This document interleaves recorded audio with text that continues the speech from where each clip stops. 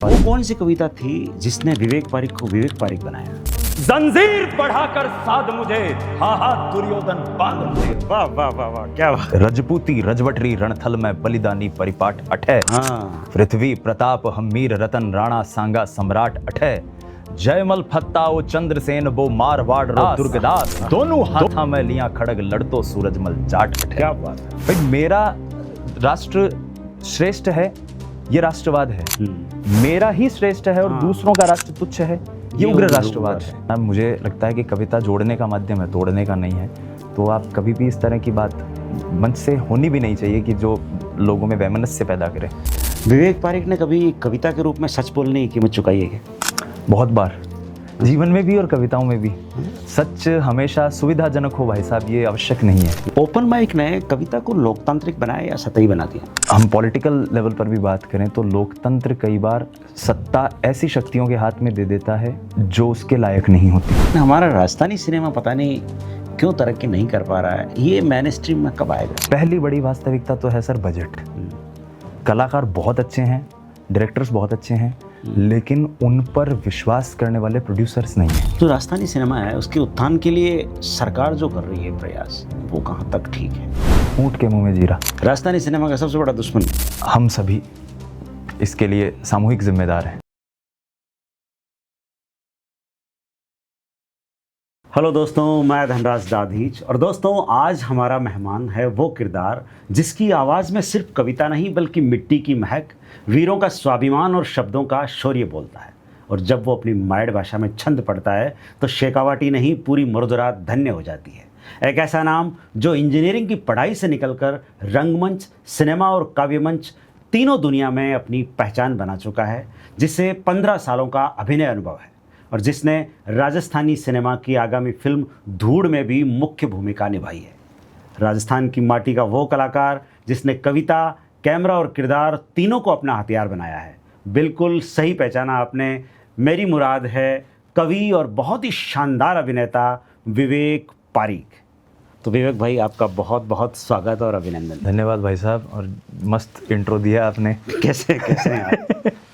और बताओ कैसे हैं? बस भाई साहब सब बढ़िया, first class. Thank you so much, आपने इनवाइट किया। मेरी ऐसा ज़िंदगी का ये पहला इंटरव्यू है। मेरा सौभाग्य कि वो पहला पॉडकास्ट मेरे साथ हो रहा है। थैंक यू सो मच जी। एक बात और बता दूं मैं आप लोगों को कि देखो, मैं नागौर को हूँ और विवेक भाई झुंझुनू का है, तो माने बहुत अच्छी प्रकार हूँ राजस्थानी आवे, लेकिन भी के बावजूद भी मैं पॉडकास्ट है जो हिंदी में ही कर रहा ताकि इनकी रीच है जो बहुत, क्योंकि आपने अपना देख बड़ा कुछ हिंदी लोग भी हाँ, देख बड़ा हिंदी का भी है। आप जहाँ रखी कविता पढ़ना है या अपना सुन बड़ा लोग पूरा भारत में ही है, भारत में है। तो आप चाहवा कि पॉडकास्ट अगर हिंदी में है तो इनकी रीच अपना ज्यादा मिले, ज्यादा लोग बीच में मारवाड़ी को तड़को। नहीं, कोई दिक्कत को नहीं, अपना टट होगा खूब सारा। जी भाई साहब। हाँ, तो विवेक भाई, मैं आपको बहुत बड़ो फैन हूँ और सबसे पहले आप मुझे ये बताइए कि आपके लेखन की शुरुआत किस तरह हुई? इसमें सबसे बड़ी भूमिका परिवार की थी भाई साहब, कि मैं बचपन से ही परिवार में वो माहौल था जहाँ लिख रहे हैं, पढ़ रहे हैं, क्योंकि परिवार की 3 पीढ़ियाँ पत्रकारिता से जुड़ी हुई हैं। तो लिखने का एक शौक था, लिखते रहते थे, अखबारों में के लिए भी लिखते थे, कॉलम्स वगैरह की, वो बाल भास्कर टाइप के जो आते थे उसमें। लेकिन कभी ये लगा नहीं था कि ये लेखन जो है वो कविता के क्षेत्र में ला सकता है या लाया जा सकता है। उसको एक सेकेंडरी चीज़ के रूप में ही देखते थे। कॉलेज में गए, कॉलेज के दोस्तों से मिले, फिर वहाँ शायरियाँ चल रही हैं, वहाँ पे कोई मंच मिल रहे हैं, वहाँ पे पढ़ रहे हैं, क्योंकि वहाँ मैं थिएटर करने लग गया था। 2010 में मेरा MBM इंजीनियरिंग कॉलेज जोधपुर में एडमिशन हो गया था और वहीं गवर्नमेंट कॉलेज से मेरी इंजीनियरिंग हुई। तो वहाँ पे साथ में जो कॉलेज के फेस्टिवल होते हैं उसमें माइक पे चढ़ जाना, एंकरिंग करना, कुछ वो शायरियाँ पढ़ना, ये करना, वो थिएटर चलता रहा। फिर कविताएं जो लिख रहा था वो थिएटर के लिए ही लिख रहा था, नुक्कड़ नाटकों में लोगों को जोड़ने के लिए, बांधने के लिए, और वो कि उठो हिंद की तरुणाई, ब्रह्मांड विजय के अवसर खोजो, जो जीवन को कुंदन कर दे ऐसा पारस पत्थर खोजो, खोजो वो जो खोज सका ना आज तलक कोई जग में, विश्व चकित है जिन प्रश्नों से उन प्रश्नों के उत्तर खोजो। तो ये इस तरह की कविताएं चल रही थी जो नुक्कड़ नाटकों के लिए लोगों को जोड़ने का काम करती थी। घटना एक ऐसी ज़बरदस्त हुई जिसने मुझे न सिर्फ कविता का मंच दिया बल्कि मेरी ज़िंदगी के कविता के जो गुरु हैं वो भी उसी वहीं से मिले मुझे। साल 2015 में IIT जोधपुर, जिसका अस्थायी कैंपस हमारे MBM इंजीनियरिंग कॉलेज में ही चल रहा था, ठीक है, उनका सालाना एक फेस्टिवल होता है। उस फेस्टिवल में काव्य पाठ का एक कंपटीशन रखा गया जिसमें ये था कि आपकी एंट्री फीस करीब 100 रुपये है और विजेता रहने पर आपको 5,000 रुपये का इनाम मिलेगा। अच्छा। तो वो स्टूडेंट इंजीनियरिंग का वो फटे हाल माला माल वाला दौर था फकीरी का। तो उस समय कुछ दोस्त आए कि भाई वहाँ पे जाओ रश्मि रथी सुना के आ। अच्छा। 5,000 रुपये अपने, मतलब उनको कॉन्फिडेंस था। मैंने कहा भाई ऐसा कोई ज़रूरी थोड़ी, बाकी लोग बोले 5 नहीं तो दूसरा तीसरा कोई ना कोई तो टिक ही जाएगा कार्यक्रम में अवार्ड, तो तू जा। तो चला गया वहाँ पे। वो मेरे यूट्यूब चैनल पे वीडियो मैंने डाली हुई भी है। थोड़ा रश्मि रथी तो मैं वहाँ पर थोड़ा सुनाइए, शुरुआत कीजिए रश्मि रथी की। वो तीसरा सर्ग सबसे प्रचलित जो है कृष्ण की चेतावनी। वर्षों तक वन में घूम घूम बाधा विघ्नों को चूम चूम, सह धूप घाम पानी पत्थर पांडव आए कुछ और निखर। क्या बात। सौभाग्य न सब दिन सोता है, देखें आगे क्या होता है। मैत्री की राह बताने को, सबको सुमार्ग पर लाने को, दुर्योधन को समझाने को, भीषण विध्वंस बचाने को, भगवान हस्तिनापुर आए, पांडव का संदेशा लाए। दो न्याय अगर तो आधा दो, पर इसमें भी यदि बाधा हो तो दे दो केवल 5 ग्राम। रखो अपनी धरती तमाम, हम वहीं खुशी से खाएंगे। परिजन पर रस्सी न उठाएंगे, दुर्योधन वो भी दे न सका। आशीष समाज की ले न सका, उल्टे हरि को बांधने चला। जो था साध्य साधने चला, जब नाश मनुज पर छाता है, पहले विवेक मर जाता है। हरि ने भीषण हुंकार किया, अपना स्वरूप विस्तार किया। डगमग डगमग दिग्गज डोले, भगवान कुपित होकर बोले, जंजीर बढ़ाकर साध मुझे, हाँ हाँ दुर्योधन बांध मुझे। वाह वाह वाह वाह, क्या बात। तो फिर वो आगे, ये देख गगन मुझ में लय है, ये देख पवन मुझ में लय है, मुझ में विलीन झंकार सकल, मुझ में लय है संसार सकल। वो पढ़ा। उस कार्यक्रम के जो निर्णायक थे मेरे आदरणीय गुरुदेव दिनेश सिंदल सर। अच्छा। जिनकी गजलों का मैं कॉलेज में था तब से मुरीद हूँ, और कहीं ना कहीं मैं कार्यक्रम में ऐसे चेप दिया करता था कि रास्ते में खूं ही खूं है और सफर में तू भी है, घर है कि रिश्तों का जंगल और घर में तू भी है, दोस्ती पहले जताना और नजरें फेर लेना, क्या ये दुनिया का असर है और असर में तू भी है। तो मेरे ये था कि भाई वो सामने बैठे हुए, तो मैं थोड़ा सा सक पका गया, लेकिन लिया भोलेनाथ का नाम और अपने चेप दियो, मान लो आप पढ़ लो। अब उसके बाद शाम को उनका मेरे पास फ़ोन आया, शायद आयोजक दल से उन्होंने नंबर लिए होंगे कहीं से भी, कि बेटा कविताएं जो तुमने पढ़ते हो तो खुद की भी लिखते हो क्या? तो उन्होंने कहा हाँ, हमारे नाटकों के लिए, नुक्कड़ नाटकों के लिए मैं लिखता हूँ। उन्होंने कहा बेटा घर पे आओ। चला गया घर पे, सुनाई।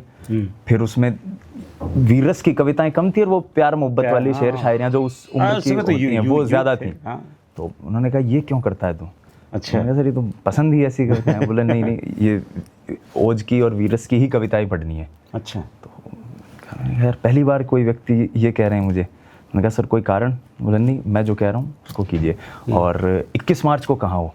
तो आज भी याद है, 2015 21 मार्च माउंट आबू का नव संवत्सर का कवि सम्मेलन था नगर पालिका का, और वो नक्की झील के एकदम किनारे पर ही वो कार्यक्रम होता है। बड़ा उसका जो लोकेशन है वो बड़ी शानदार। हाँ, नक्की झील तो बहुत कमाल है। बेटे चलोगे माउंट आबू? ठीक है, ठाली तो बैठे होंगे, चल लेंगे साथ में। मुझे कोई इल्म नहीं कि मुझे वहाँ काव्य पाठ करना है कुछ और। वहाँ शाम को लेके गए हैं, खाना वाना भी गुरुजी खिला रहे हैं, और क्या खाएगा, चाय पिएगा, ले चल यहाँ की कचौरी बड़ी फेमस है। वो 6-7 घंटे की बाय कार जोधपुर से माउंट आबू की यात्रा। फिर 5 सवा 5 बजे उन्होंने कहा बेटा तैयार हो जाओ। तो मैं एक बढ़िया कुर्ता पजामा लेके आया था, अपन ने पहन लिया। मैंने कहा अभी यहाँ पे बैठेंगे आराम से, शांति से सुनेंगे सबको। क्योंकि तू ओपनिंग कर लेगा। ओपनिंग? किस चीज़ की ओपनिंग? तो भाई कवि सम्मेलन है ना अपना। तो मैंने कहा जी मैंने तो कभी पढ़ा ही नहीं कवि सम्मेलन, कहाँ मुझे फंसा रहे हो गुरुदेव आप। तो कहा नहीं ओपनिंग कर ले। उन्होंने थोड़ा सा मुझे समझाया कि इस तरह से बात करी जाती है। उससे पहले मुझे ये था कि भाई कवि सम्मेलन जो है उसमें ऐसे आपको ऐसे झूमते हुए, जैसे हम कॉलेज में पढ़ते हैं ना घूमते घूमते शायरियाँ, उन्होंने कहा ऐसे नहीं होता, ये होता है। देख रखे थे कवि सम्मेलन, ऐसा नहीं। कवि सम्मेलन का मैं मतलब रेगुलर श्रोता रहा। मेरे गांव में भी कवि सम्मेलन होता है। हरीश हिंदुस्तानी भाई साहब का विगत 16-17 वर्षों से संयोजन है वहाँ पे। हाँ बिल्कुल, ढूंढलोद में आपको कई बार हमने वहाँ पे लाइव सुना है भाई साहब। तो उसमें चला गया, मुझे बोला, और किस्मत कहिए या गुरु का आशीर्वाद कहिए कि उस कार्यक्रम की अध्यक्षता माधव दरक जी कर रहे थे। अच्छा। इससे ज़्यादा मेरे लिए क्या सौभाग्य होगा कि मायर थारो वो पूत कट है, वो महाराणा प्रताप कट है।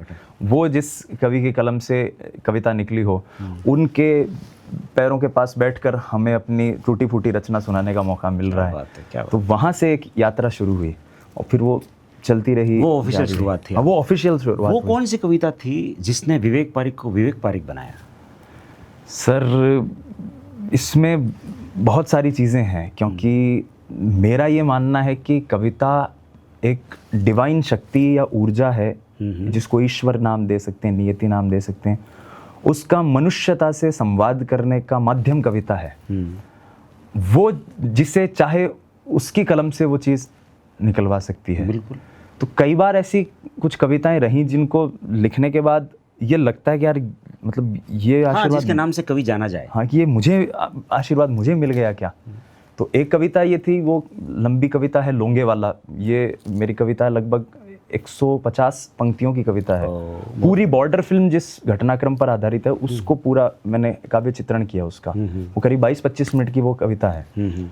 फिर एक कविता जिसके कारण मुझे लगा कि यार ये मतलब उसकी प्रस्तुति ने जीवन में एकदम से उलटफेर किया। हाँ, हमने सुना, जो रोंगटे खड़े होते हैं जब आप कविता सुना। वो नवरात्रि में रामनवमी के ठीक एक दिन पहले की घटना, 2023 सीकर ज़िला, वहाँ का कवि सम्मेलन, और परम आदरणीय श्रद्धेय कुमार विश्वास सर उस कार्यक्रम में थे, और मुझे भी नगर प्रशासन की तरफ से ये कहा गया कि आपको उस कार्यक्रम में कविता पढ़नी है। तो जिन व्यक्ति के कारण हिंदुस्तान की कविता आज पूरी दुनिया में पहुंच रही है, उनके साथ आपको मंच साझा करने का मौका मिले तो एक अच्छा अवसर था। तो मुझे कहा गया कि आपको शुरुआत में 8-10 मिनट आपको पढ़ना है का समापन, क्योंकि वो राजस्थान दिवस की भी पूर्व संध्या थी, 29 मार्च की घटना थी।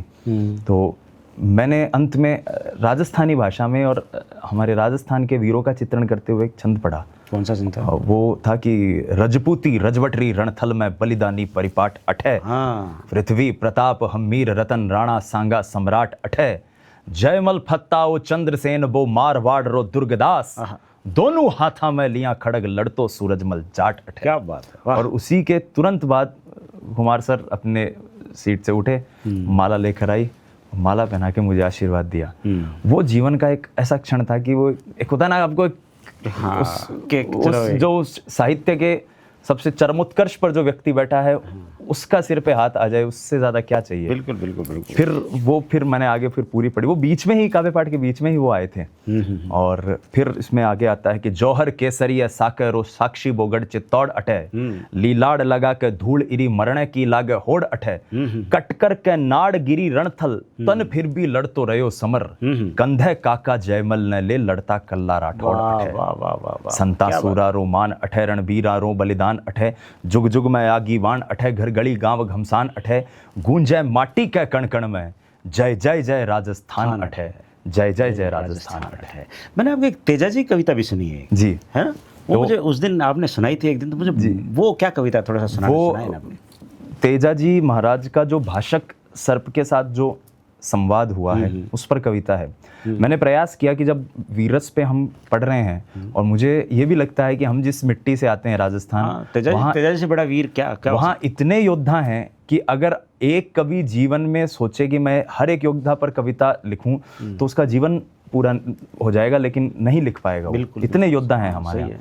तो मैंने प्रयास किया कि कुछ ऐसी प्रसंगों पर कविताएं लिखने की कोशिश करूं। तो वो जो सर्प के साथ संवाद है जिसमें उनकी वचनबद्धता प्रकट होती है कि सम्मुख योद्धा को खड़ा देख विस्मित होकर बोला भुजंग, किस विध में प्राण हरू कहिए जब क्षत विक्षत है अंग अंग, बोले तेजा खरनाल ग्राम धौलिया वंश के कुल का उदित अंशुमाली, ताहर जी राम कवरी माका में वीर व्रति सुत प्रण पाली, अच्युत अक्षुण्ण अटल अविचल रहता अधर्म के में विरुद्ध, लाछा गुजरी की गौ रक्षाहित तभी मेर से किया युद्ध, फिर लौटा रण से मैं देने निज वचन बद्धता का प्रमाण, तन क्षत विक्षत जिह्वा अक्षत सम्मुख प्रस्तुत लो हरो प्राण। वाह वाह वाह। जग सर्प दंश रक्षार्थ तुम्हें पूजेगा बोले सर्पराज, जय लीलन घोरी के सवार, जय जय तेजा जी महाराज। क्या बात है। मैंने तेजा जी की ऐसी बात पहले सबसे फर्स्ट टाइम कविता सुनी इस तरह। तो मैंने यही कोशिश की इस तरह की चीज़ों पर। कमाल कमाल कमाल कमाल। थैंक यू सो मच भाई साहब। आपको राष्ट्रवादी कवि कहा जाता है, ये आपकी पहचान है या आप एक कांचे डालने की कोशिश?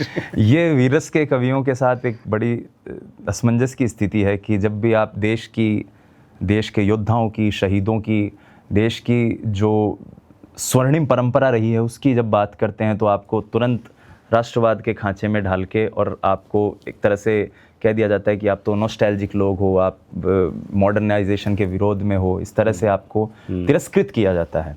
यहाँ मैं दो बात कहूँगा सर। पहली बात कि राष्ट्रवादी जो शब्द है या राष्ट्रवाद जो शब्द है, भारत के स्वतंत्रता संग्राम में भी चाहे भगत सिंह रहे हों, चाहे बाल गंगाधर तिलक रहे हों, यहाँ तक कि महात्मा गांधी के समय तक भी जो आंदोलन सबसे प्रमुख स्तर पर थे अंग्रेज़ों के खिलाफ, उस आंदोलन का नाम नेशनलिस्ट मूवमेंट ही रहा, बिल्कुल राष्ट्रवादी आंदोलन ही रहे। यानी वो विचार जो राष्ट्र की गौरवशाली परंपरा को लोगों तक पहुंचाकर लोगों में उत्साह, लोगों में आंदोलन की भूमिका को उजागर करें कि आपको देश को और आगे बढ़ाना है, आप एक समृद्ध परंपरा से आते हैं, पहली चीज। लेकिन अभी इसका एक विकृत स्वरूप आया जिसको हम अंग्रेजी में शोवानिज्म या जिंगोइज्म कहते हैं, उग्र राष्ट्रवाद। हाँ। भाई मेरा राष्ट्र श्रेष्ठ है, ये राष्ट्रवाद है, मेरा ही श्रेष्ठ है और दूसरों का राष्ट्र तुच्छ है, ये उग्र राष्ट्रवाद है। बिल्कुल। तो मैं ये मानता हूं कि कोई भी राष्ट्रवादी कवि उग्र राष्ट्रवादी नहीं है, जितने भी कवि हैं।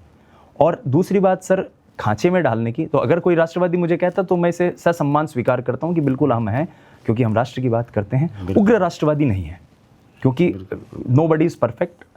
खांचे की अगर बात करूं तो सर, हमारी परंपरा के तो जो सबसे शिखर पुरुष हैं वो कवि रामधारी सिंह दिनकर हैं। दिनकर ने उर्वशी लिखी है, बिल्कुल, और प्रेम पर उससे सुंदर कोई कविता नहीं हो सकती कि अंधतम के भाल पर पावक सजाता हूँ, बादलों के शीश पर चंदन चलाता हूँ, पर न जाने बात क्या है, इंद्र का आयुध पुरुष जो झेल सकता है, सिंह से बाहें मिलाकर खेल सकता है, फूल के आगे वही असहाय हो जाता, शक्ति के रहते हुए निरुपाय हो जाता, बिंद जाता है सहज बंकिम नयन के बाण से, जीत लेती रूप सी नारी उसे मुस्कान से। वाह वाह वाह, तो कमाल की है ये उर्वशी। लेकिन उनका परिचय या उनको जो लोग जानते हैं वो एक ऐसे कवि के रूप में जानते हैं जिन्होंने कुरुक्षेत्र लिखी है, जिन्होंने राष्ट्रवादी विचारों पे रह के रश्मि रथी लिखी है, जिन्होंने अन्य ऐसी कविताएं लिखी है, हिमालय लिखी है, सिंहासन खाली करो कि जनता आती है। हाँ। ये कविताएं एक राष्ट्रवादी कवि ही लिख सकता है और पहचान उनकी राष्ट्रवादी कवि के रूप में ही है। जी बिल्कुल बिल्कुल बिल्कुल। क्या आपको कभी ये कहा गया कि ये पंक्तियां मत पढ़ो, माहौल बिगड़ सकता है? ये वीरस के कवियों के साथ अक्सर होता है ऐसा। तो ऐसा कभी आया क्या कुछ? हाँ, ऐसा कई बार होता है। पंक्तियां को पढ़ने को लेकर कभी नहीं कहा किसी ने, लेकिन हाँ, पहले आयोजक आके ये बात कह देते हैं कि भाई आप किसी सत्ता पक्ष की आलोचना तो नहीं करोगे या विपक्ष की आलोचना तो नहीं करोगे, क्योंकि अक्सर ऐसा होता है कि जो कार्यक्रम के आयोजक हैं वो या तो भारतीय जनता पार्टी से होंगे या भारतीय राष्ट्रीय कांग्रेस के होंगे। तो अगर वो ऐसे आयोजक हैं तो वो कवि के ज़रिए ऐसा कोई विवाद नहीं उत्पन्न करवाना चाहते। ये एक रहता है कि आप सांप्रदायिक तो नहीं हो जाओगे ना पढ़ते पढ़ते। हाँ, थोड़ा, ताकि माहौल थोड़ा सा बैलेंस्ड रहे। बाकी मैं व्यक्तिगत रूप से कभी इस तरह की पंक्तियां नहीं पढ़ता। मुझे लगता है कि कविता जोड़ने का माध्यम है, तोड़ने का नहीं है। तो आप कभी भी इस तरह की बात मंच से होनी भी नहीं चाहिए कि जो लोगों में वैमनस्य पैदा करे। विवेक पारिक ने कभी कविता के रूप में सच बोलने की कीमत चुकाई है क्या? बहुत बार, जीवन में भी और कविताओं में भी। सच हमेशा सुविधाजनक हो भाई साहब, ये आवश्यक नहीं है, क्योंकि आप कई बार कोई बात ऐसी कह देते हो जो सामने वाले को चुभ जाती है। हो सकता है आपकी बात सही हो लेकिन आपका लहजा सही नहीं हो, ये एक बड़ा कारण होता है। ऐसे बहुत सारे कारण तो ऐसे कई बार होते हैं। क्या कविता के नाम पर कभी तालियां बटोरने का दबाव महसूस हुआ? ये गंभीर प्रश्न है। होता है ना, क्योंकि सब वो कवियों के साथ में अक्सर होता है। मंच माध्यम ही परफॉर्मेंस का है भाई साहब, ये मेरा मानना है। मैं इसको बहुत सरल भाषा में अगर ब्रेक करूं कि 1000 लोग अगर आपकी कविता वहाँ सुनने आए हैं तो उनमें से 100 लोग कविता के पार्क ही होंगे। वो आपकी कविता में कोई ऐसा कोई रूपक आया, आपने कोई ऐसा बिंब प्रस्तुत किया तो वो वहाँ खो जाएंगे। तालियां तो बहुत दूर की बात है, वो शायद उससे आगे ही नहीं बढ़ पाएंगे, वो उसी के इर्द गिर्द घूमते रहेंगे। सही है। लेकिन आप उस कार्यक्रम में हिट हुए हो या नहीं, ये वो बचे हुए 900 लोग तय करेंगे जो चौथी पंक्ति पर ताली बजा रहे हैं। क्या बात, बिल्कुल सच कह रहे हैं। तो यहाँ पर ये बैलेंस बनाना बहुत ज़्यादा आवश्यक है। तो दबाव स्वाभाविक है, महसूस होता है, क्योंकि कविता लेखन का माध्यम है, मंच वाचन का माध्यम है। अब अगर हम मंच पर पढ़ रहे हैं तो फिर वहाँ पे वो पहली प्राथमिकता ये है कि आप जो 10-15 मिनट जो आपको आपका टाइम मिला है, उस टाइम में आप अपने भाव को लोगों तक बिल्कुल पहुँचा पाते हैं या नहीं। जब तक ताली नहीं आएगी तब तक वो उसका एक माध्यम तालियां ही है। इसलिए कई बार हम कभी कहते भी हैं कि चौथी पंक्ति पर आगे से लेके पिछली पंक्ति तक तालियों का उद्घोष चाहूँगा और उन्माद चाहूँगा और ये सब। अब अपन थोड़ा सा, मैं कुछ क्वेश्चन चेंज कर रहा हूँ, मतलब यूथ पे आने की अब बात करूँगा आपसे। जी भाई साहब। कि क्या आज का जो कवि है बहुत सारे कवि आपने जो सोशल मीडिया अपन चलाते हैं देखते हैं, तो आज के कवि क्या है इंस्टाग्राम से पैदा हो रहे हैं? इंस्टाग्राम से पैदा हो रहे हैं ये तो नहीं कह सकते भाई साहब, पर इंस्टाग्राम एक माध्यम ज़रूर बन गया है। और ये बड़ा सच है कि आज की तारीख में आर्ट भी इंस्टाग्राम से अछूती नहीं है। आप अच्छे कवि हैं या नहीं हैं, आपको बुलाना चाहिए या नहीं बुलाना चाहिए, ये आपके फॉलोअर्स से तय होता है, या आप कहाँ बैठ रहे हैं, किन के पास बैठ रहे हैं। जैसे मैं मेरी बात कहूँ कि 29 मार्च 2023 के बाद मेरे जीवन में कवि सम्मेलनों का एक अलग ही दौर आया। उसके बाद लोग कि अरे यार ये तो वो कवि हैं जो कुमार विश्वास जी के साथ पढ़ते हैं। कविता वही है जो मैं पहले भी पढ़ते थे, वही कविता, लेकिन वो एक आपके फॉलोअर्स बढ़ जाना, आपको कहीं से आप टीवी पर आ जाते हो, आप कोई न्यूज़ चैनल के कार्यक्रम में आ जाते हो, तो वो चीज़ बहुत ज़्यादा लोगों को दिखती है कि यार ये चीज़ है। तो सोशल मीडिया एक बड़ा माध्यम बन चुका है सर आज की तारीख में। ये जो रील्स वाली कविता है, ये क्या असल कविता को नुकसान पहुंचा रही है? बहुत ज़्यादा। कैसे? बहुत ज़्यादा। अगर इसको डिस्क्राइब करें तो किस तरह? रील का पूरा फॉर्मेट हुक पर चल रहा है सर, कि आपको 3 सेकंड से 4 सेकंड में कुछ ऐसा प्रस्तुत करना है जो वायरल हो, जिस पे व्यूज़ आए। ऐसे में कविता की जो मूल शक्ति है वो कहीं पीछे रह गई। अभी अच्छी कविता वही है जो एक अच्छे उसमें कैमरे से रिकॉर्ड हो गई, उसमें एक अच्छा आपने बैकग्राउंड म्यूजिक लगा दिया, और कवि चौथी पंक्ति के बाद स्लो मोशन में ऐसे हाथ यूं कर रहा है और ग्रेडिंग चेंज हो गई कलर की, उस पर कितने लाइक आ रहे हैं। फिर अभी हाल रील की कविताएं जो सतही टॉपिक्स हैं उन पर चल रही है। आप दोस्ती पर कुछ भी बोल दीजिए, वायरल हो जाए, वायरल होगा। क्योंकि ये तो यूनिवर्सल थॉट है। आप माँ पे कुछ भी कह दीजिए। तो रील की कविताओं में एक ये चीज़ है कि जो उसके ज़रिए ही प्रसिद्ध होने की सोच रहे हैं या सिद्ध होने की सोच रहे हैं, वो फिर मूल कविता या सृजन धर्मिता है उससे हटते हैं। ये रील की कविताओं का। लेकिन जो ऐसे लोग हैं उनको वो ये सोशल मीडिया है वो प्रसिद्ध तो कर देता है, लेकिन बुला भी तो उनको बहुत जल्दी देता है। ये है जल्दी, वो जितना जल्दी धूमकेतु ऊपर चढ़ते हैं वापस जल्दी जमीन पे तो जल्दी आ जाते हैं। क्योंकि आपको सोशल मीडिया ने वो मंच तो दे दिया, उसके बाद क्या? मैं इसको साइंस की भाषा में अगर डिकोड करूं तो एक PSLV लगता है एक ग्रह को धरती की सतह से चंद्रमा की कक्षा तक पहुंचाने में। उस PSLV ने आपको चंद्रमा की कक्षा तक तो पहुंचा दिया।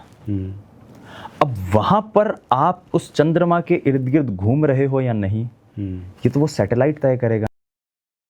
साथ चला था, बिल्कुल बिल्कुल। PSLV तो नीचे चला गया। अभी हो क्या रहा है? सैटेलाइट तो है नहीं, अपन टंग कर चले गए वहाँ पे, वहाँ पर अपने पास कुछ है नहीं।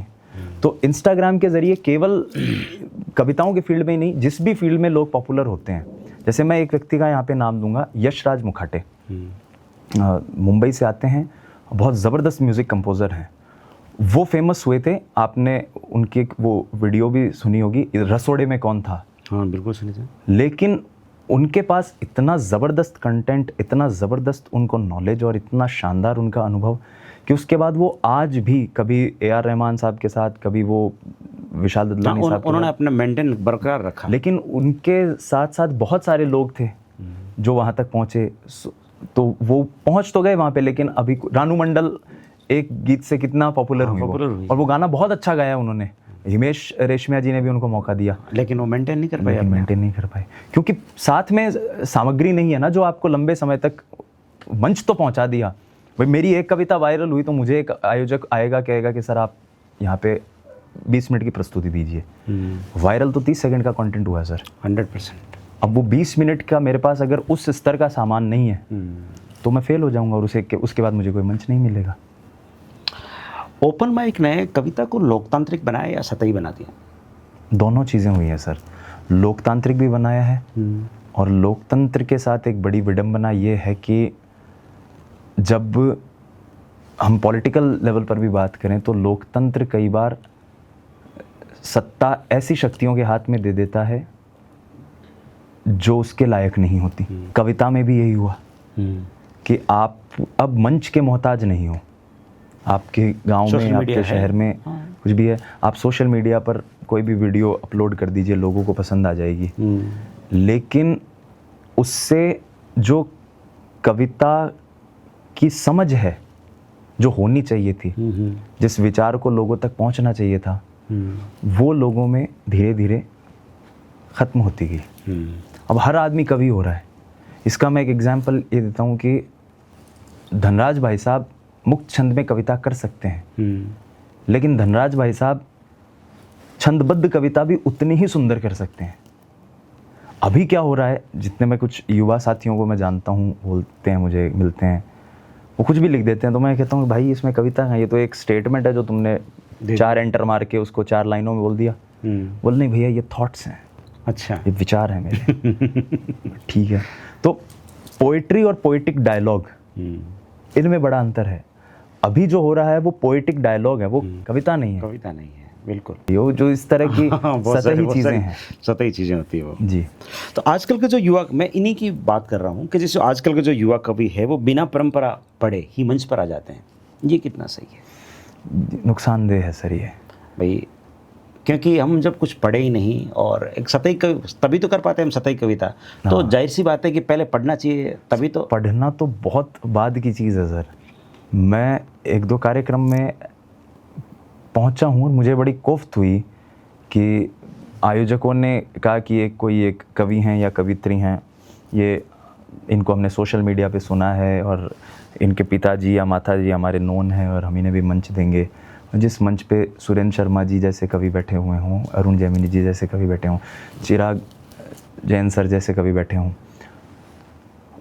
बिना जूते उतारे मंच पे चढ़ गए, बैठे हैं ऐसे करके, जब तक संचालक ने टोका नहीं कि बेटा जूते उतार के आओ, ये सरस्वती का प्रांगण है।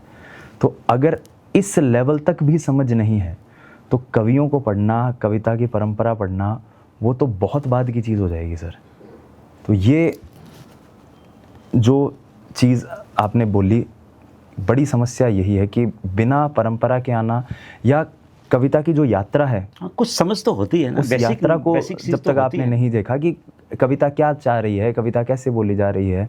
जैसे मंचों की एक बड़ी परंपरा है कि आप कम से कम देखकर तो कविता मत पढ़ो, अनटिल और अनलेस वो कविता आपने नई लिखी हो और या उसका कोई ऐसा छंद है जो आप उसको रेगुलरली नहीं पढ़ते हो, तो अलग बात है। लेकिन आप 2 पन्ने लेके आ रहे हो और उसको पलट रहे हो, उसकी भूमिका में पहले 20 मिनट ऐसी बात कर रहे हो कि मतलब बेसिर पैर की कि मैं these 4 lines are written by me, और इंग्लिश में ऐसे भी मैंने कई मंच देखे हैं सर। तो शुरुआत में 4 लाइनें इंग्लिश में चल रही हैं कि well thank you so much, आपने मुझे यहाँ बुलाया। भाई हिंदी का मंच है, थैंक यू सो मच। वो हम तो इसको मंच को सरस्वती माता की आराधना मानते हैं, बिल्कुल सच बात है। वो एक बड़ी समस्या है सर। हाँ वे अब कुछ सुना दीजिए आप, बढ़िया सी एक और कविता सुनाओ, बढ़िया। एक पिछले दिनों एक कविता लिखी गई सर राम पर, तो उसको मैं सुनाता हूँ कि आम आदमी को राम जी से क्या सीखना चाहिए। बिल्कुल सुनाइए। क्योंकि मेरी एक टिप्पणी थी जो वही सोशल मीडिया जिसकी अपन बात करें उस पर बड़ी वायरल हुई कि मोबाइलों में रिंगटोन लग जाती है कि राम आएंगे तो अंगना सजाएंगे, लेकिन गांव से जब रिश्तेदार घर में आता है तो माथे पे सलवटें पड़ जाती है, ये राम के संस्कार नहीं है। गाड़ियों में जय श्री राम का स्टिकर लग जाता है, लगना चाहिए, राम हमारे आराध्य हैं, मगर 120 की गति पे दौड़ती फिर उसी गाड़ी में अगर बियर की बोतलें छलके, तो ये भी राम के संस्कार नहीं है। वाह वाह। तो तब फिर मैंने ये लिखी थी कि ये बहुत आवश्यक मन की भावना पवित्र हो, शबरी जटायु मारुति हो, भरत या सौमित्र हो, डीपियों में राम जी के चित्र से भी है जरूरी, राम के अनुयायियों का राम सा चरित्र हो। वाह वाह वाह। राम क्या है? राम वैदेही से निष्ठावान शाश्वत प्रेम है, राम पिछड़ों और दलितों की कुशलता क्षेम है, राम शबरी की प्रतीक्षा राम केवट कर्म है, राम ही सुग्रीव के संग मित्रता का मर्म है, राम पितु आदेश पर वन को हुआ प्रस्थान है, राम कौशल्या नहीं कैकई का भी सम्मान है। वाह वाह, क्या बात। अंजनी सुत की परम श्रद्धा परम अनुराग है, ज्येष्ठ भ्राता के लिए लक्ष्मण प्रिय का त्याग है, राम भाई भरत के अंतःकरण में व्याप्त हैं, राज्य संचालन को जिनकी पादुका पर्याप्त है, ये जगत मिथ्या है जिसमें राम केवल आप्त हैं, प्राप्त है उसको सभी कुछ राम जिसको प्राप्त है। ईश का अवतार है लेकिन मनुज की देह है, राम शत्रु के भी भाई से जताते स्नेह है, वीरता विनम्रता विवेक है वैराग्य है, राम जैसा शत्रु है रावण का ये सौभाग्य है। हाय हाय, वाह वाह वाह वाह, अद्भुत अद्भुत, ये मैंने लिखने क्या की बात है, कोशिश क्या की बात है। अब विवेक भाई, क्या लाइक और जो फॉलोवर्स है इन्होंने साहित्यिक पैमाना बदल दिया क्या? ये तो अपन चर्चा पहले कर भी चुके हैं कि साहित्य ही नहीं, मैं जो मेरे फिल्म लाइन के जो दोस्त हैं वो भी ये कहते हैं कि कास्टिंग डायरेक्टर जब आपको एक फिल्म के लिए कास्ट कर रहा होता है, जब आप न्यू कमर हैं, तो वो सबसे पहले यही पूछता है कि आपकी इंस्टाग्राम की आईडी बताइए, उसमें कितने फॉलोवर्स हैं। बिल्कुल सही बात है। क्योंकि वही है कि अगर आपके लाख फॉलोवर्स हैं तो उससे लगता है कि यार मैं अगर ऐसा कोई एक कंटेंट या ऐसा कोई वीडियो अगर डालूंगा इस व्यक्ति को साथ में लेके तो लाख लोगों तक तो ऑटोमेटिकली पहुंच जाएगा। तो अभी पूरा साहित्य का, कविता का, गायकी का, किसी भी कला की फील्ड का पैमाना लाइक और फॉलोज पर टिक गया है। और इसीलिए फेक फॉलोज, फेक लाइक और ये वाली इंडस्ट्री भी अभी काफ़ी ज़्यादा। तो क्या आप मानते हैं क्या कि असली साहित्य चुप है और शोर वायरल हो रहा है? बिल्कुल सर। हाँ, ये सबसे बड़े दुर्भाग्य की स्थिति है अभी, क्योंकि असली कविता कहीं है ही नहीं।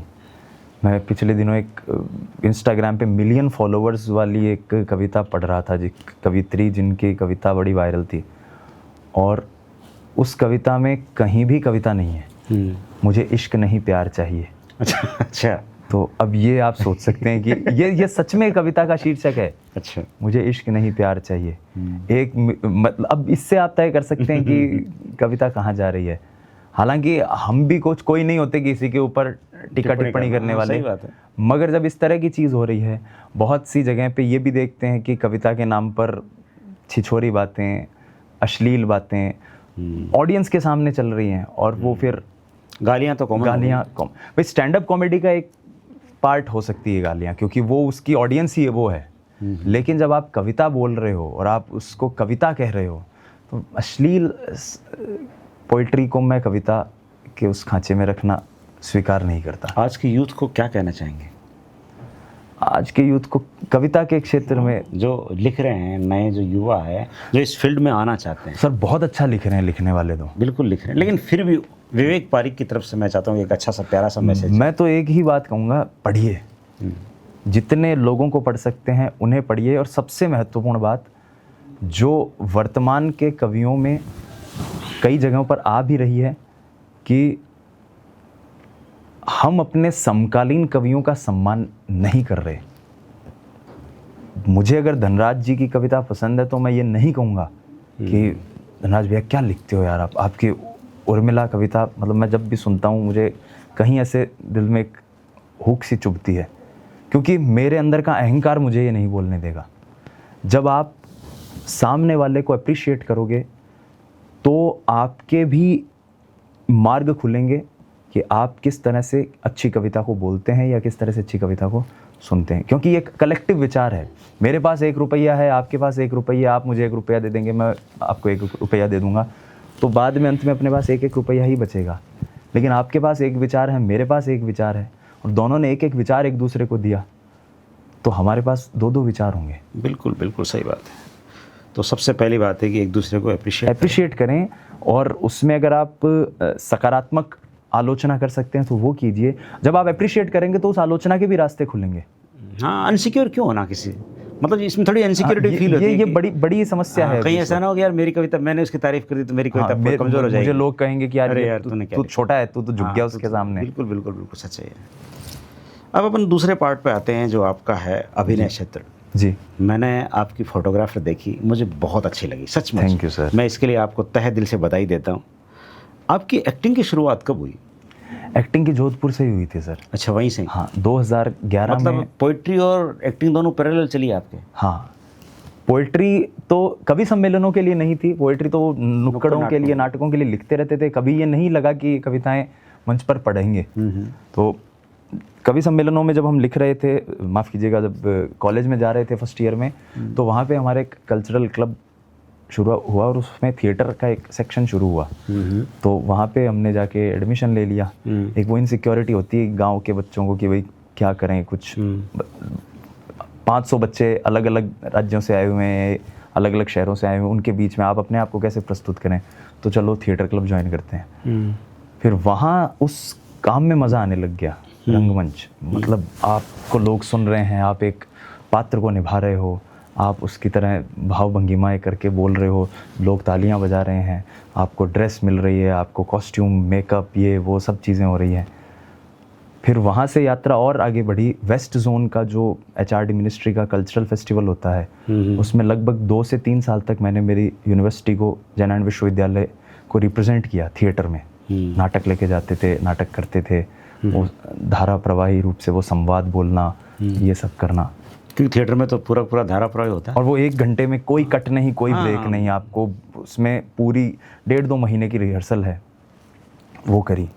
फिर कई अच्छे जो थिएटर के आर्टिस्ट थे उनका सानिध्य मिला, उनसे काफ़ी कुछ सीखने को मिला, और वहाँ से फिर यात्रा चल निकली।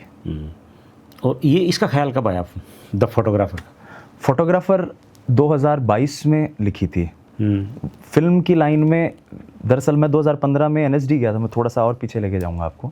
2015 में मैं नेशनल स्कूल ऑफ ड्रामा गया था, और उसका फाइनल राउंड होता है वर्कशॉप का, जिसमें पूरे देश भर से आप 100 आर्टिस्ट्स को चुनते हैं। उनको करीब 7 से 10 दिन तक एनएसडी के प्रोफेसर्स के द्वारा एक वर्कशॉप दी जाती है। वो जो बड़े नाम हैं, जिसमें आप बंसी कौल सर हैं, के रैना सर हैं, ये जो बड़े लोग हैं, त्रिपुरारी शर्मा मैम हैं, इन लोगों के सानिध्य में आपको सीखने का मौका मिलता है करीब 7 से 10 दिन के बीच में। फिर उन 100 लोगों में से वो करीब 20-25 लोगों को चुनते हैं, जिसमें राजस्थान की एक ही सीट है, और हम राजस्थान के उस साल शायद 3 या 4 लोग थे। मेरा अच्छा, राजस्थान की केवल एक ही सीट? राजस्थान की केवल एक सीट है। और मैं उसमें यहाँ पे इस मन से कहूँगा भी कि वो जो टीम है जो चुनती है, वो जो ज्यूरी है, उसमें एक बड़ी भूमिका अर्जुन देव चारण सर की है। अच्छा। तो मैं ये भी कहूँगा कि अर्जुन देव सर अगर हमें सुने कि सर राजस्थान के लोगों का और इसमें ज़्यादा योगदान या भागीदारी होनी चाहिए, तो वो एक सीट थी, और दुर्भाग्यवश मेरा उसमें सिलेक्शन नहीं हुआ। फिर उन्होंने कहा कि आप एक काम कीजिए, आप कहीं और से। उसमें बहुत सारी चीज़ें और भी, कई साठ गांठ माथा फोड़ियाँ गणित चलती है उसके अंदर, लेकिन वो एक वंस इन अ लाइफ वाला एक्सपीरियंस होता है। तो वहाँ से थिएटर को, एक्टिंग को करना है, ये एक मन में जुनून जाग गया था। साल 2022 में मैं एक शॉर्ट फिल्म कर रहा था जिसका नाम था डेजर्ट डेजी। उस फिल्म के जो डायरेक्शन की जो क्रू थी, उसमें एक महत्वपूर्ण भूमिका में थे आनंद सिंह चौहान सर। अच्छा। जो कि उस समय डायरेक्टर भी हैं आपकी फिल्म के? हाँ, मेरी फिल्म के डायरेक्टर भी हैं। उनसे मुलाकात कैसे हुई और फोटोग्राफर कैसे अस्तित्व में आई, इस पर बात है ये। तो आनंद सर उस फिल्म के अंदर महत्वपूर्ण भूमिका में थी। डॉक्टर कुमार राजीव सर जो थे वो उस फिल्म के डायरेक्टर थे। तो मैं और आनंद सर शाम को कई बार चर्चा करना, चिंतन करना कि सर क्या करना है, क्या नहीं करना, इसको कैसे करें। आनंद सर की उस समय एक फिल्म आई थी वॉशिंग मशीन, राजस्थानी भाषा की फिल्म, और मैं सच कह रहा हूँ धनराज भैया, इतनी सुंदर फिल्म राजस्थानी भाषा की, करीब 17-18 मिनट की है। वॉशिंग मशीन मैंने मेरी ज़िंदगी में नहीं देखी।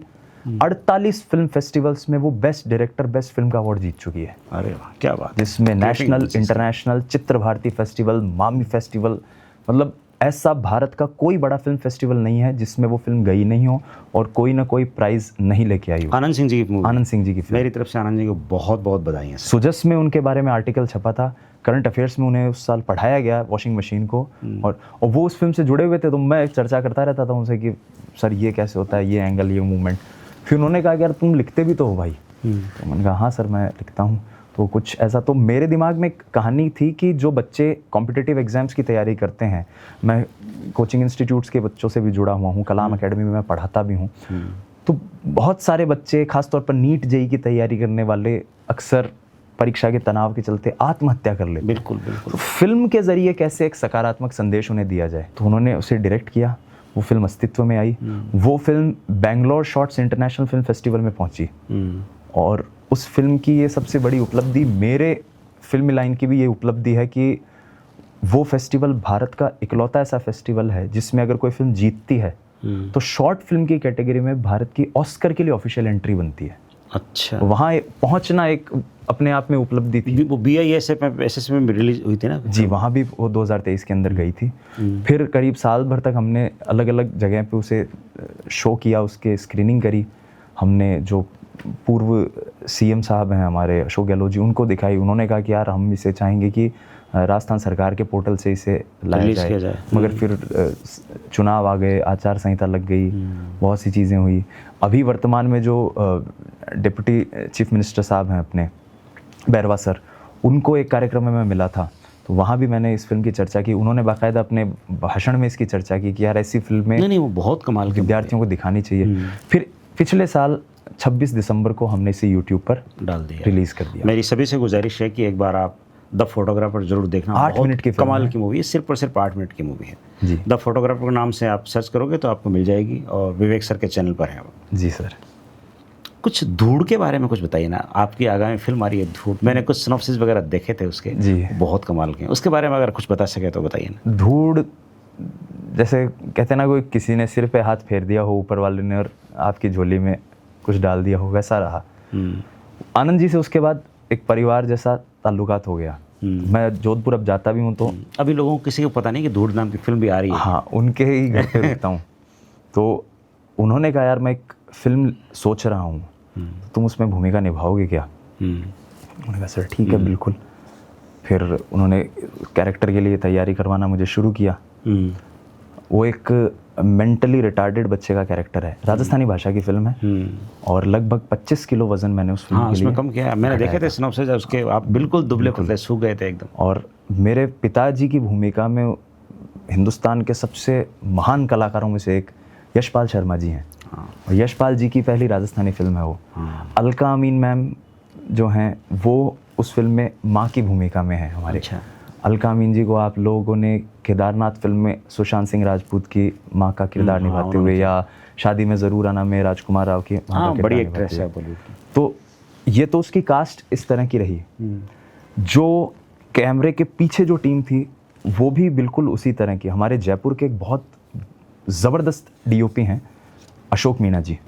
मतलब जो कैमरे की समझ, जो फ्रेम को लेकर उनकी नॉलेज है, मैं समझता हूँ कि हिंदुस्तान के कुछ गिने चुने डीओपीज़ में वो समझ होगी, वो क्या बात शुमार हैं। उनकी एक शॉर्ट फिल्म भी है मीन राग, अच्छा, जिसका कैमरा वर्क उन्होंने ही किया है और उसको डायरेक्ट किया है उनकी वाइफ सुरुचि शर्मा ने। अच्छा। नेशनल अवार्ड मिला है उसे मीन राग को। हमारे राजस्थान की जो मीणा कम्युनिटी है उनके जो गीत हैं सुड्डा ढांचा, इसके ऊपर एक डॉक्यूमेंट्री है, बहुत शानदार डॉक्यूमेंट्री। वो किस नाम से है वो? मीन राग नाम अच्छा, से, मीन राग नाम से है, यूट्यूब पर अवेलेबल है। और एनक स्टूडियो जो उनका है उसने ये बनाई है ये फिल्म। तो वो इस फिल्म से जुड़े, सुरुचि जी एज एन एग्जीक्यूटिव प्रोड्यूसर जुड़ी। आर्ट का काम जो है वो प्रशांत देशमाने जी ने किया, जो कि हमारे महाराष्ट्र से आते हैं, और ये राजस्थानी फिल्म के लिए हो रहा है।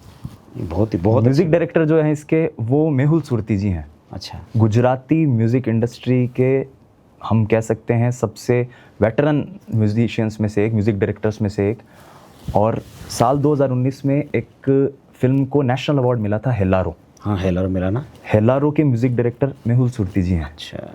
तो ये आनंद जी का ही करिश्मा है कि उन्होंने अलग अलग जगह से कब रिलीज कर रहे हैं लोगों को जोड़ा। अभी सर फेस्टिवल्स में जाने का पहले फेस्टिवल विचार है इसका।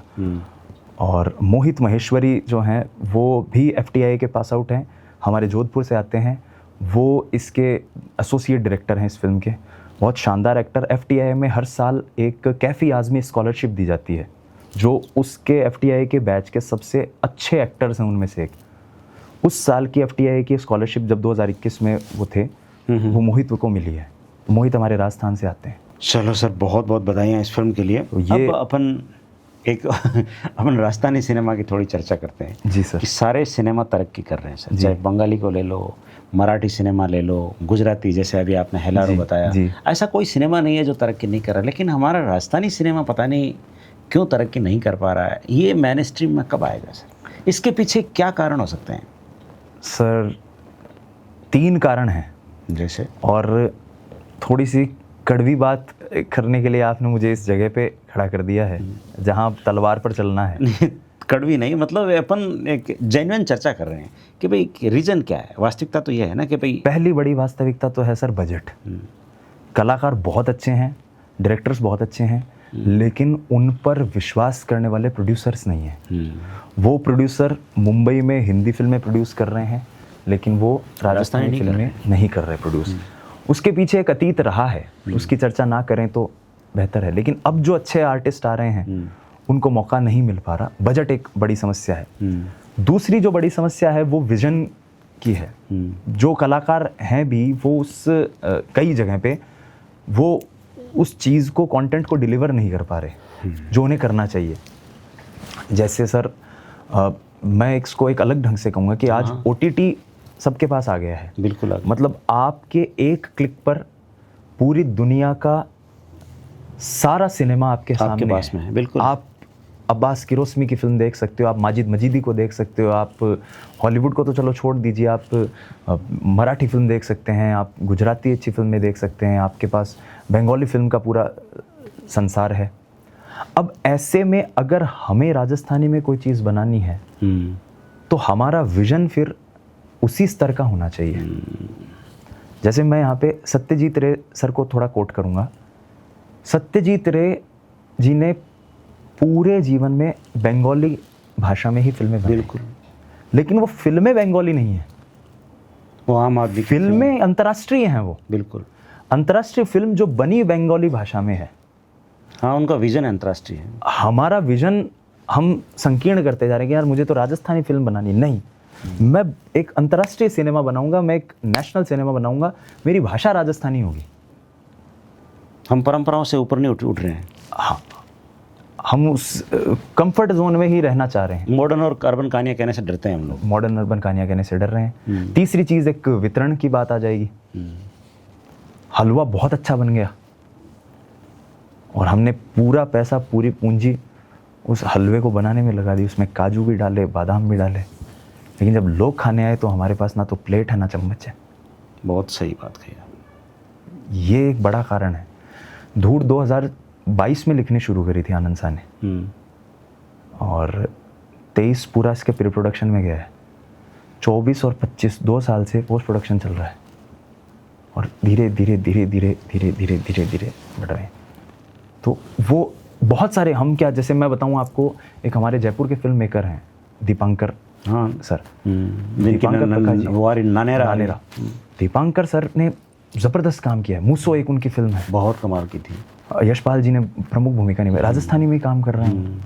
शायद उनकी कहानी डायलॉग्स चरण सिंह जी ने लिखे हैं। चरण सिंह जी की जो कहानियाँ हैं उन पर विशाल भारद्वाज जी उनको ढूंढते हुए आते हैं। पटाखा बनाई। तो हमारे यहाँ पर तो लोग बाग हैं, कलाकार हैं, लिखने वाले बहुत शानदार हैं, एक्ट करने वाले बहुत शानदार हैं। जयपुर के हमारे एक आर्टिस्ट हैं, आप ज़रूर वाकिफ़ होंगे उनसे, अल्ताफ़ सर। बिल्कुल। क्या तो आवाज़ है उनकी, मतलब कमाल की ज़बरदस्त पर्सनैलिटी। धूड़ में हमारे साथ भवानी सिंह चौहान सर हैं, 75 ईयर्स की एज के युवा, ये कहूँगा मैं उनको। अच्छा। 75 वर्ष की युवा। क्या तो कैमरे की समझ, क्या एक्टिंग की समझ। अभी एक वेब सीरीज़ आई थी फ्रीडम एट मिडनाइट, उसके दूसरे सीज़न में सिर्फ एक सीन है उनका। मतलब जोधपुर में शूट किया गया, उन्हें तो ढूंढते हुए मुंबई से उन्हें कहा कि आपके जोधपुर में एक भवानी सिंह जी हैं, उनको हम लेना चाहते हैं। सिर्फ एक सीन है और पूरे क्रिटिक्स जो उस सीरीज़ की तारीफ़ कर रहे हैं वो उस एक सीन की तारीफ़ कर रहे हैं कि यार उस एक सीन में एक अर्दली को दिखाया गया है, एक दरबान को दिखाया गया। सीन इतना सा, एक तरफ जिन्ना का कष्ट है कि मुझे भारत का विभाजन होगा, मुझे क्या मिलेगा, एक तरफ नेहरू जी की चिंता है कि देश विभाजन की त्रासदी को कैसे झेलेगा, एक तरफ पटेल हैं, एक तरफ मेनन साहब हैं, एक तरफ माउंटबेटन हैं। उन सब की पूरी यात्रा में एक आम दरबारी वहाँ खड़ा है, उससे माउंटबेटन कहते हैं कि मेनन साहब को कि इससे पूछ के बताओ ये हिंदुस्तान में जाएगा या पाकिस्तान में।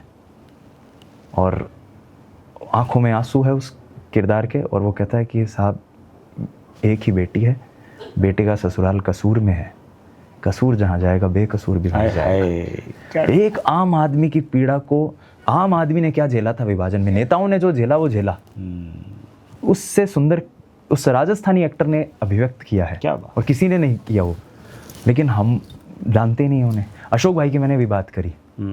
अशोक भाई को मतलब आप देखिए कि कमल स्वरूप सर जो हिंदुस्तानी सिनेमा जगत के सबसे महान डायरेक्टर्स में से एक आते हैं, वो उन्हें अपनी फिल्मों के लिए, पुष्कर पुराण के लिए लेके जाते हैं कि आप मेरी फिल्म में कैमरे को संभालिए। अगेंस्ट द टाइड्स करके उनकी एक फिल्म है जो मूवी पर उपलब्ध है, ज़बरदस्त काम है। 2-4 महीने तक वो आदमी समंदर के बीच में कैमरा लेके बैठा है। तो इसी से जुड़ा एक सवाल कि हमारे जो कलाकार है वो बॉलीवुड में तो इतने सक्सेसफुल है, जी। लेकिन यहाँ राजस्थान में यहाँ क्यों नहीं? हम काम ही नहीं दे पा रहे ना सर उनको। वो जिस विजन को जानते हैं, उनकी जो अध्ययन है, जैसे अशोक भाई FTI से पास आउट हैं, मैं उनके ज़रिए बात करूँगा। तो अशोक भाई को अगर कोई डायरेक्टर लेके आए कि यार अशोक भाई आप प्लीज़ हमारी इस फिल्म में आइए, तो वो विजन तो वैसा होना ज़रूरी है ना, उसका बजट वैसा हो, वितरण वैसा, वो सारी चीज़ें फिर एक के बाद एक चली जाती है। ये पूरा एक लूप है सर, एक पूरा नेक्सस है। राजस्थान की मिट्टी ने कितने कलाकार दिए? इरफान ज़बरदस्त। इरफान साहब से ऊपर कौन होगा? कौन होगा? आप वो देखिए ओम शिवपुरी जी, कमाल। जो लोग नहीं जानते वो उन्हें मैं बताऊं कि डॉन फिल्म के अंदर जो एक गंजे से एक्टर होते हैं वरदान, वो ओम शिवपुरी जी, जिनके नाम पर जोधपुर में पूरा ओम शिवपुरी नाट्य समारोह चलता है। मगर वर्तमान वो वहाँ तो सक्सेसफुल है, यहाँ वो नहीं कर पा रहे काम। जो राजस्थानी सिनेमा है उसके उत्थान के लिए सरकार जो कर रही है प्रयास, वो कहाँ तक ठीक है? ऊँट के मुंह में जीरा, यही अभी कहना भी पड़ेगा। कल परसों एक न्यूज़ आई थी है ना, आपने 8 देखा होगा। महीनों से वो जो आपको ने सब्सिडी दी है वो अनाउंस तो हो गई, लेकिन वो सब्सिडी मिली नहीं। तो जब आप कलाकारों के प्रोत्साहन के लिए 2 कदम आगे आके अगर आप काम करेंगे, तो स्वाभाविक सी बात है कि कलाकार अपना 100% देगा। सारे कलाकार एक से बढ़कर एक हैं सर। ऐसा राजस्थानी मिट्टी में पैदा हुआ कोई कलाकार है ही नहीं जो कला को नहीं समझता। हमारी मिट्टी के कण कण में कला है सर। मैं जानता हूँ कि हमारे यहाँ पे बहुत सारे सिंगर्स ऐसे हैं जिन्होंने फॉर्मल ट्रेनिंग नहीं ली संगीत की, लेकिन उनके सामने अच्छे अच्छे गायक, गीतकार, संगीतकार शर्मा जाएं। सरकार की उदासीनता या तंत्र की उदासीनता, सरकार को भी दोष नहीं दे सकते, सिस्टम की उदासीनता जो उनके कलाकारों पर विश्वास नहीं कर पा रही, उसके कारण ये समस्या आ रही है सर। जो हमारा राजस्थानी सिनेमा है उसके उत्थान के लिए हमको क्या बड़े चेहरों को साथ में जोड़ना चाहिए या नाम पे भरोसा करना चाहिए? एक बार तो हम जोड़ सकते हैं। जैसे मैं सरकार के इस कदम की सराहना करूंगा कि पिछले साल जयपुर में ही आयोजित हुआ था आईफा सॉरी, तो उसमें शाहरुख खान भी आए थे, बाकी सारे कलाकार भी आए थे। तो ये स्वाभाविक सी बात है कि हमारे कल्चर को, हमारे संस्कृति के पक्षों को समझने में तो ये चीज़ मदद करेगी। बड़े कलाकारों को जोड़ने में ये भी फ़ायदा है कि उनका चेहरा आपके कंटेंट की ऑथेंटिसिटी की गारंटी देता है। भाई अगर कोई राजस्थानी फिल्म में हम ये कहें कि इस फिल्म के अंदर राजेश तेलंग सर को हम लेके आ रहे हैं, तो स्वाभाविक सी बात है राजेश तेलंग सर जिन हिंदुस्तान के बड़े बड़े आर्टिस्ट के साथ काम कर रहे हैं या काम कर चुके हैं, लोगों में एक विश्वास जागेगा कि यार इसका मतलब राजस्थानी में भी उसी कद का कोई काम होने जा रहा है। ये एक बड़ी चीज़ है। अगर बड़े कलाकारों को जोड़ते हैं तो मैं इसको कहीं भी गलत नहीं मानता, क्योंकि आर्टिस्ट है, वो कोई भी भाषा समझ सकता है सर। भाषा कभी भी कला के संप्रेषण में बाधा नहीं बनती, ये बड़ी चीज़ है सर। और अभी जो ये OTT जो आए हैं बहुत सारे, तो जी, उससे राजस्थानी सिनेमा का उत्थान कहाँ तक हो सकता है? OTT ने सर रास्ता तो दिया है, बहुत सारे आर्टिस्ट काम कर रहे हैं, लेकिन इसमें मैं व्यक्तिगत रूप से थोड़ा सा खफा रहूँगा कि हमारे आर्टिस्ट जो डिज़र्व करते हैं वो शायद OTT उन्हें अभी तक नहीं दे पा रहा है, रीजनल फॉर्म पे ही सही। और आप ये कह के नहीं आर्टिस्ट को कह सकते कि भाई हम तुम्हें मंच दे रहे हैं ना, मंच नहीं चाहिए उसको, उसकी कला का जो उचित पारितोषिक है वो उसे चाहिए। कई जगह पे OTT उस पक्ष में फेल हो रहे हैं। जो फिल्म अगर 40-50 लाख का बजट मांगती है, उसमें अगर आप आर्टिस्ट को ये कह दो कि नहीं आप इसको कैसे भी जैसे ख़त्म करो इसे कुछ भी करके, तो वहाँ पर फिर उस कला को समझौते करने पड़ेंगे। पर हाँ, OTT ने एक रास्ता तो खोला ही है, आज नहीं तो कल। दिल ना उम्मीद नहीं नाकाम ही तो है, लंबी है गम की शाम मगर शाम ही तो है। बिल्कुल बिल्कुल सही बात है। अब अपन थोड़ा सा राजस्थानी भाषा पर आते हैं, जो कि अपनी माइड भाषा राजस्थानी है। हाँ साहब, कि ये सही बात है क्या कि माइड भाषा बोलना कम स्टेटस को समझा जाता है? माइड भाषा को बोलना कम स्टेटस को नहीं समझा जाता सर, राजस्थानी को बोलना कम स्टेटस को समझा जाता है। माइड भाषा तो लोग बोल रहे हैं अपने अपने क्षेत्रों में। पंजाब में पंजाबी बोल रहे हैं लोग, वहाँ की म्यूज़िक इंडस्ट्री कहाँ पहुँच गई। हरियाणवी माइड भाषा है हरियाणा की, उसमें आईपीएल और जो वर्ल्ड कप है उसकी पूरी की पूरी कमेंट्री आ रही है।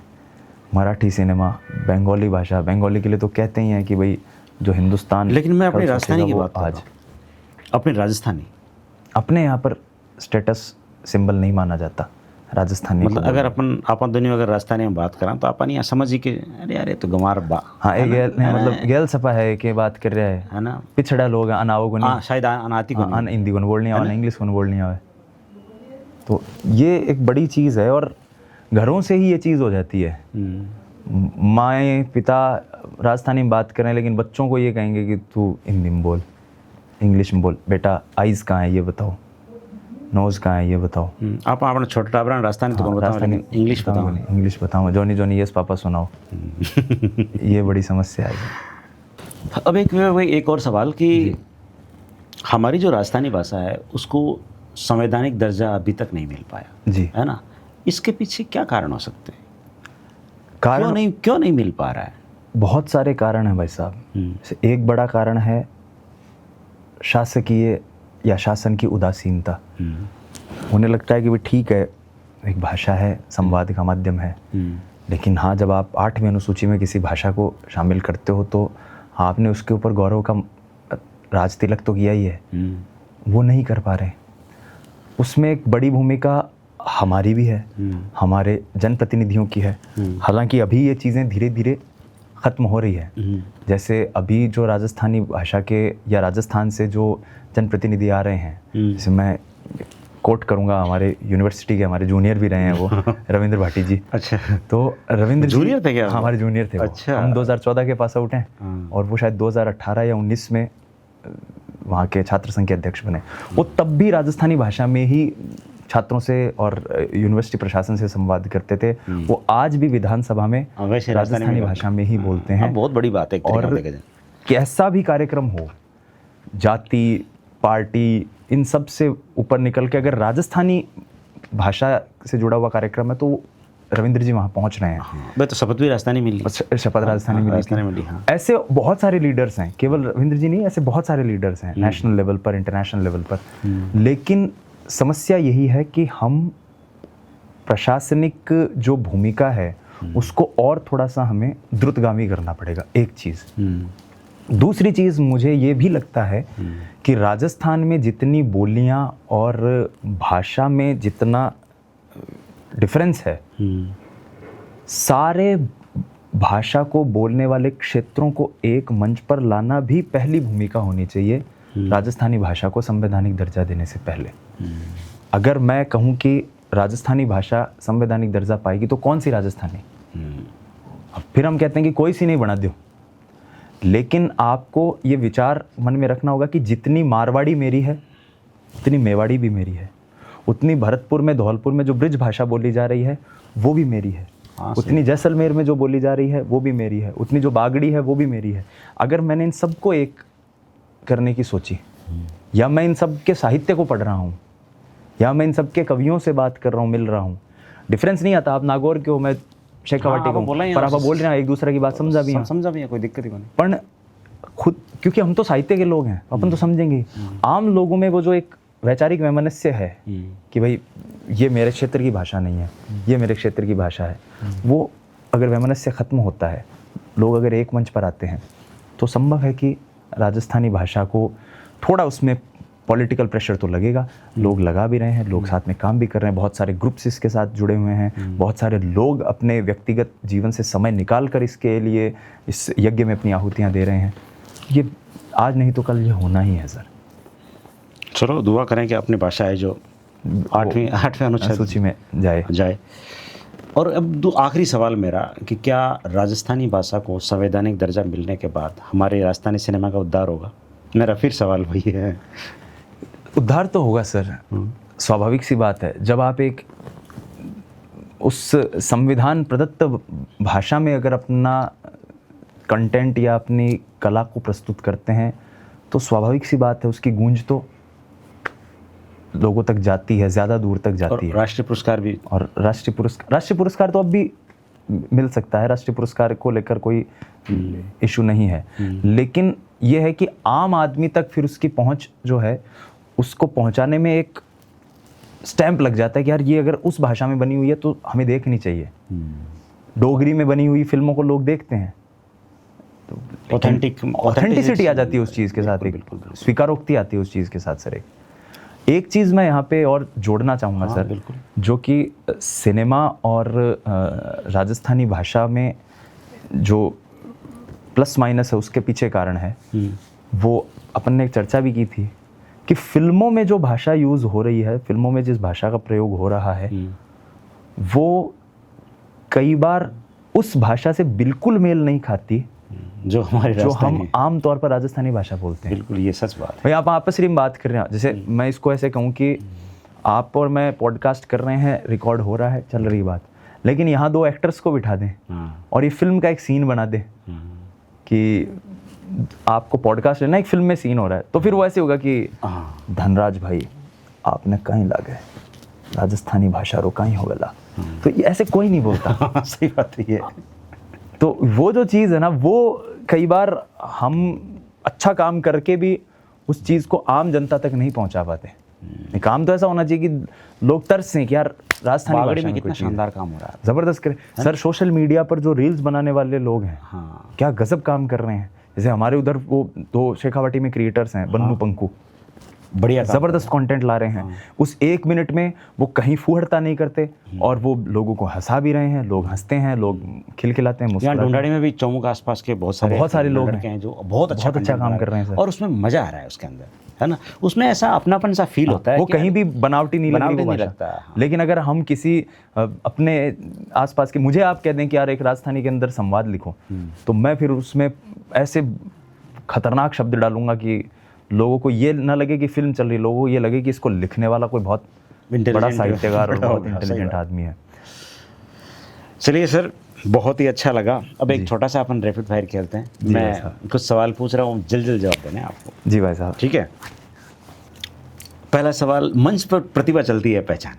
दोनों, प्रतिभा पहचान, लेकिन पहचान आपके शुरुआत में काम आ सकती है, लेकिन लंबे समय तक अगर आपको मंच पे रहना है तो प्रतिभा का होना निस्संदेह है एक अनिवार्य शर्त है। कविता या कैमरा, दोनों में किसको सुनेंगे? कविता पहली। ओज या प्रेम? ओज। राजस्थानी सिनेमा या बॉलीवुड? राजस्थानी सिनेमा माँ है। मंच पर कविता है या परफॉर्मेंस? मंच कंप्लीटली परफॉर्मेंस का खेल है। सोशल मीडिया कवि असली है या केवल और केवल क्रिएटर?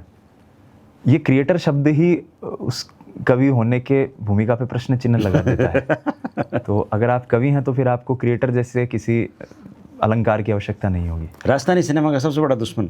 हम सभी इसके लिए सामूहिक जिम्मेदार हैं। कवियों को स्टैंड अप कॉमेडियन बनना पड़ता है आजकल।